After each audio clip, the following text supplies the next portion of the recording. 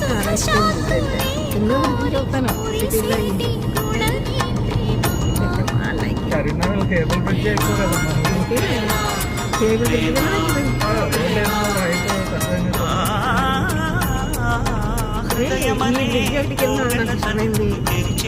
జనగామ అనగానే ఒక పేరు ఒకటి